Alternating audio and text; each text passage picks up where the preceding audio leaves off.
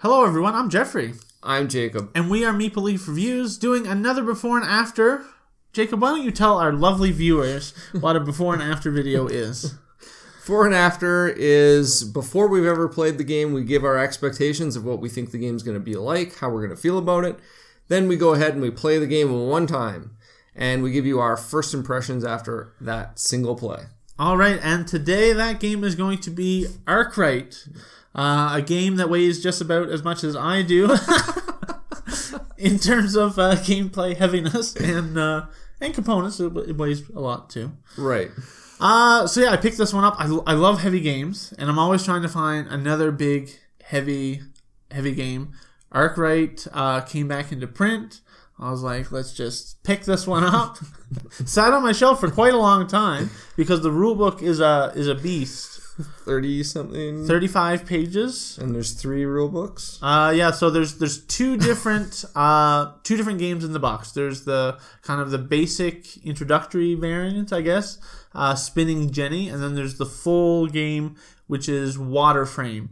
We are going to be adventurous today, and we are going to play the Water Frame version of the game because we're just that cool. Okay. So, how are you feeling? What are your expectations going into this game? I don't even know where to start. The game seems to me like it's going to be a snooze fest. You had to teach the game to me. Jeffrey taught the game to me twice. I had to read the rulebook twice. Right. Because the first time he taught me, I basically fell asleep. Just zoned out.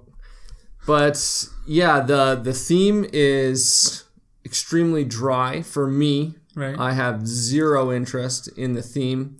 The art and graphic design, I would say, is below par. In my opinion. I was going to say this game, it has a certain charm for me in the fact that it doesn't make any attempt at being, I don't know, like appealing.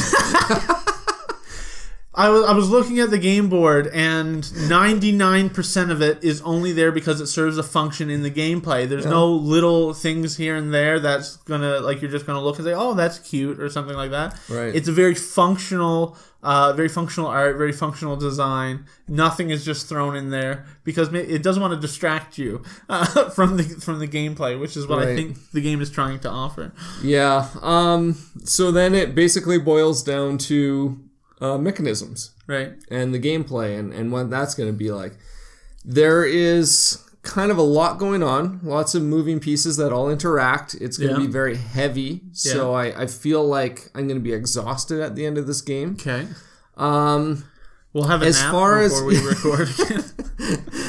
As far as like interesting things, there's kind of a worker manipulation. It looks like you have this row of workers, and by pulling off those workers and putting them in your factories, you then have to pay those workers a specific amount based on how many workers are depleted from this row.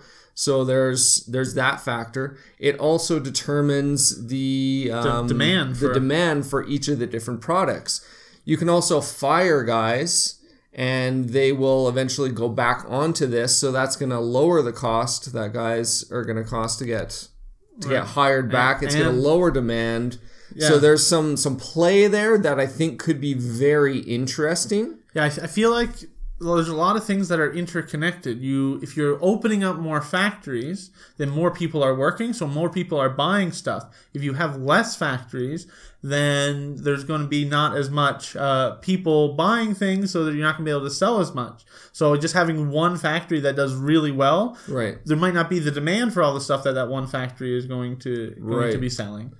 Yeah, so, I mean, that's really the only thing that kind of intrigues me a little bit about the game. Everything else seems kind of fairly standard, nothing new and innovative that I could see from just learning I think the money is one of the key resources you have, and trying to manage your money is going to be very interesting, and I think very hard decisions like, do I spend this amount of money now? Do I use it to buy more shares for my company, get it in while it's still a low cost? Like, at what point do I stop putting money into my infrastructure and start, buying value, more shares for my company? So I think that's going to be where some of the interesting decisions are going to come in for me.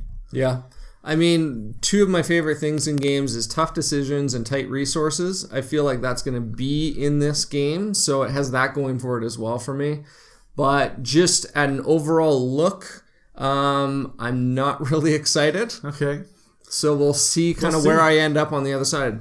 I am excited to try this one. I feel, though, it could go either way for me. But I am excited to at least give it a try to see what I think. Right. So let's get it played. We'll come back and we'll see what we think of Arkwright. Right. This is going to be interesting. See you in a second.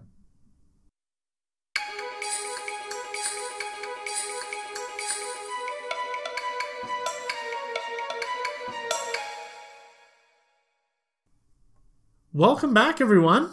Welcome. We just finished Arkwright. So before we jump into our impressions, a little bit of background. Like I said, we played the Water Frame, which is the advanced full game in the box. We played it 2-player, and it took us 2 hours and 25 minutes.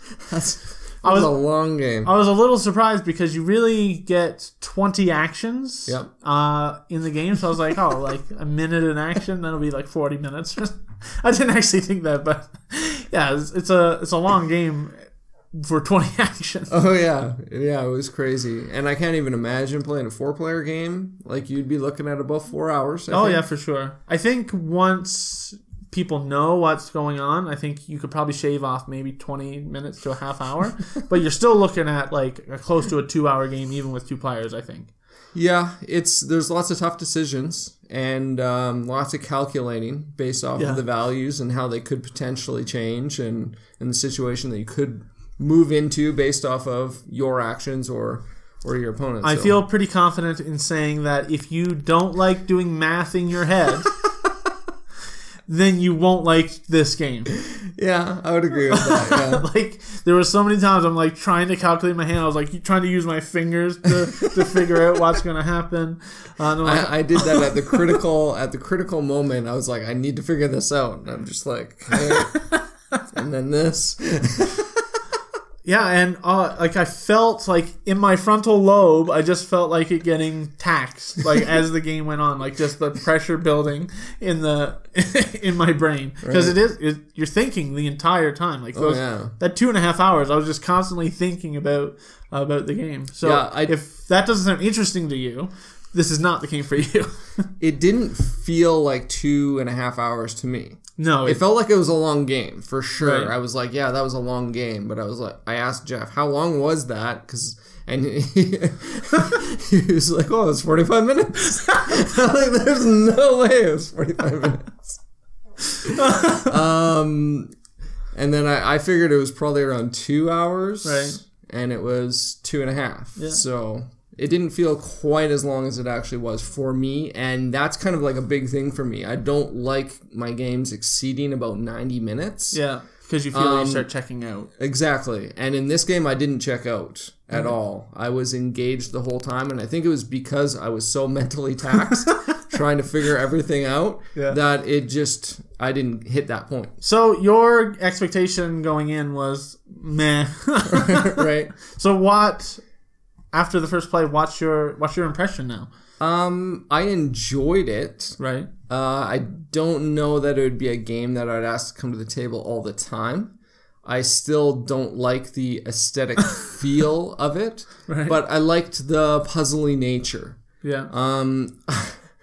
I'm tempted to play 3 or 4 players. Oh my word. Just to see what that would be like, because the dynamics of the game would definitely change at that player count. Yeah. So it intrigues me, but the length of time, I don't know. Yeah, because you'd have a lot more downtime.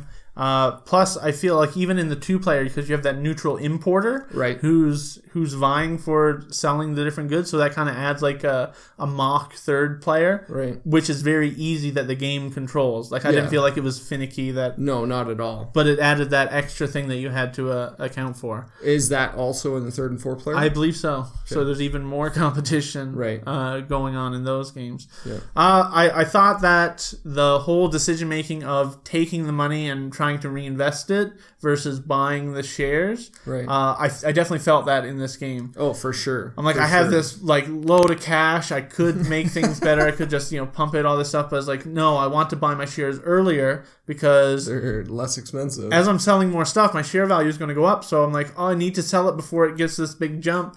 And this constantly like, oh, but I don't have enough money. And you want to be efficient. So you're like, there's not really much point for me to be able to buy 1 share. I want to buy like 2 or 3, but trying to get that much money to buy that much was really difficult. So there was a lot of tough decisions with that as well. Yeah. From a learning aspect, you taught the game to me twice. Yeah. You read through the rules twice. Once we started playing, I still had to stop you on certain points, several occasions. Yeah. I'd say probably about 5 different times. I was like, okay, let's walk me through exactly how this is going, because I need to figure, it's important.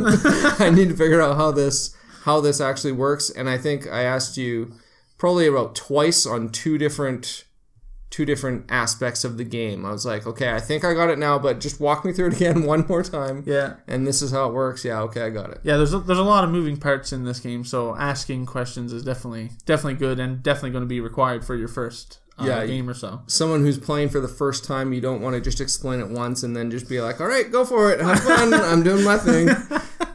You're going to want to just like walk them through each step. And it was multiple times. And it was a very tight game too. Yeah. Like it came down to like basically the last action was what decided the winner of the game. So that it's for such a long game and all that's going on, for it to be so tight is crazy. Right. I agree completely. For my first impression, I liked the game as well. I don't think I'm going to be like every game night, hey, let's pull this sucker out and get it played. But I think it could keep coming to the table, occasionally for a while. Yeah. Would you want to play it 3 or 4 player? Not with people who have analysis paralysis. No. And I wouldn't want to teach it to someone who just wants to dive in and play the game without learning the full rule set. Yeah. It's like, oh, just teach me as we go. No. And they have to be willing to sit down and expect a 2 to 3 hour game. Yeah. Because you're not going to just like power out a quick game here. No.